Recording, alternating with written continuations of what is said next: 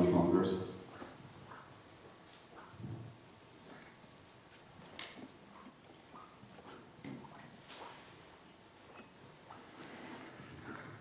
Morning, everyone. First thing to say, of course, is thank you very much to Margaret and to Sana and Neil and Anna and all the other people who I'm sure put a huge amount of effort into putting this event on. I know it doesn't happen by magic. So yes, thank you for the effort and thank you for the invitation. The idea which I'd like to leave you with today is that the transition to a circular material economy actually requires creating financial circularity.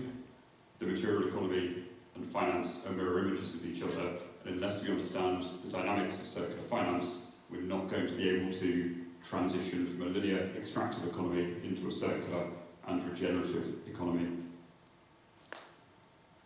Just by way of introduction, my name is Tom Woodroof, and I moved to Liverpool about 11 years ago in order to study physics at the University of Liverpool.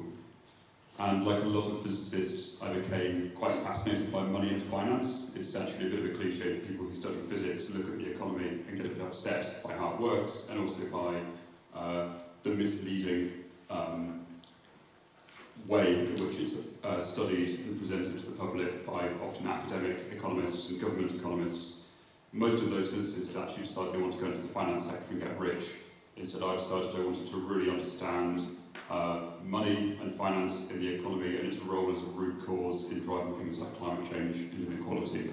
And that was about 5 years ago now, and my co-founder and I, Tom Green, have since assembled a pretty remarkable team of people, and we now actually describe ourselves mostly as a financial technology startup, because what we're trying to do is take some quite unusual and fringe ideas into the mainstream, and in order to do that, you've got to actually, in our view, be quite serious about presenting your way in a way which is appetizing to the mainstream. So material versus financial circularity. Why is this important? Well, material usage is responsible for about 45% of CO2 emissions. That's a study by the Ellen MacArthur Foundation, I think in 2019. And so when we talk about climate change and CO2, things like electricity and fossil fuels get most of the attention, but actually just the stuff we use day to day is about half of carbon emissions. And so the Ellen MacArthur Foundation maintained that unless we address material usage, we're not going to be able to adequately tackle climate change. So the material circular economy is absolutely essential. And when we think of the circular economy, we typically think of something like this. We think of some people who are buying and selling amongst each other, trading, and we think about material flows, goods and services going around in a circle, and that's got all sorts of obvious benefits. But what gets less attention is the financial side of things. And I started out by saying that the material and financial economies are a mirror image of each other. And so if you imagine on the left here, we've got these businesses which are supplying each other with goods and services. Think then about the payments which have to happen in order to facilitate that trade. The goods and services go one way and the money flows the other way. And so you can see, again, there's this kind of mirror image relationship.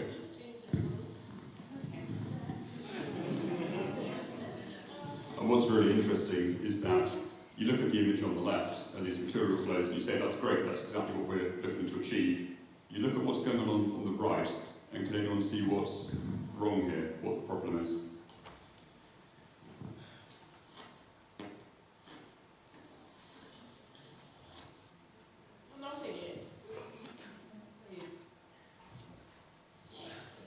Is this working? Please turn it off.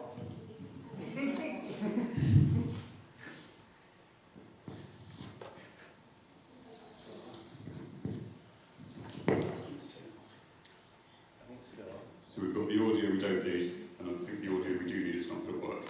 But this is a Three Stooges sketch, which some of you might have seen, and effectively what's going on here is they've all realised they owe each other money, and one of them pulls out a $10 bill and passes it on to the next one, and the money just goes round and round in a circle. And what's really interesting is that by the end of it, they've all paid off their debts, but they're also really confused. Did you see that at the end? They all looked at each other and went, what actually happened here? We had all this money we owed to each other, $100 in total, and I had $10 in my pocket, and yet the money just gone round and round and round. And that is the essence of the financial circular economy is that what's typically known as the multiplier effect. If you have a small amount of money, if you have the right trading network structures, that money can go, twice, 3, 5 times as far as it could in a linear structure, but there's a huge amount of confusion going on. And so the problem really is that when you look at financial network structures, circular trade actually creates risk, it creates confusion, it creates what we refer to as these gridlocks, where everyone's looking at each other and say, I can't pay because I haven't been paid. And so we can visualise this by saying, okay, we think we've got lots of local trade going on, lots of circular trade. Imagine these are all businesses buying and selling for each other. But you can see what's actually happening is you're creating a kind of debt spaghetti, and that's just going to create a risk that people aren't going to get paid, there's not going to be enough money. And so this is a real problem in a business context. Any of you who've worked in a business will recognise that late payment, cash flow problems, risk of going bust, supply chain fragility, these are all real threats to local economies. And as long as we are encouraging local circular trade without thinking about the underlying debt structures we're creating, we are actually just going to be creating a problem for ourselves without necessarily knowing about it. And I'm pretty convinced that unless this is addressed, it's going to stop the circular economy from going mainstream. There is, however, a solution to this. It is actually possible to completely flip the dynamic in favour of local circular trade. And I'm returning to this image here, which is this payment gridlock situation which gets created. This is a problem. Everyone here can legitimately say, I can't pay my debt until I've been paid, but where's the money going to come from? Is it going to come from the banks? That just causes money to leave the local economy. You've got a problem here. It's also, however, an opportunity because you can do that. You don't want to see what happened there.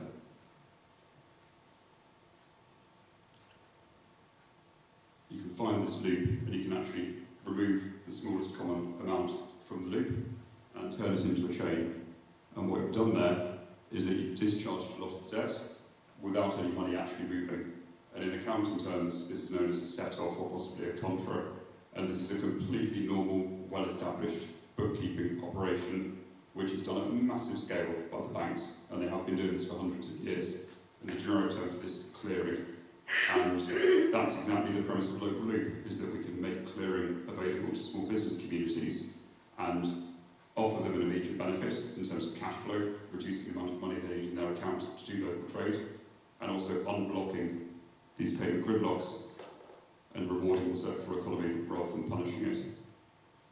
And so that's exactly the idea behind Local Loop Merseyside, is to design and build a service which can do this at scale for Liverpool City region businesses and turn local trading and the circular economy into a superpower rather than a source of risk. That said, there is, we're in trouble, basically. I think everyone here is pretty well aware of things like climate breakdown, mass extinction, the increasingly predatory nature of the financial system, and where we are now, this linear extractive economy, we have an awful long way to go to get towards something more like a circular commons economy. And Local Loop, for me, is really just the first step. There's got to be a whole pathway from where we are now to where we need to be. And it's going to take time, it's going to take a lot of effort, but I'm convinced that local financial infrastructure which rewards circularity is a necessary first step. And on that note, we are a small part of something much, much bigger, which is the commoning movement, which is really starting to take off across the UK. And we had the second Festival of Commoning a couple of weekends ago in Stroud. It will be happening again in Stroud in 2026. And I would really encourage all of you to scan the QR code and follow the Festival of Commoning on LinkedIn so that you get updates on it. It was a remarkable event this year. There were about 150 people, some really, really high quality speakers, all around how we can transition towards a commons economy of which local, financial and material circularity is one part. Thank you.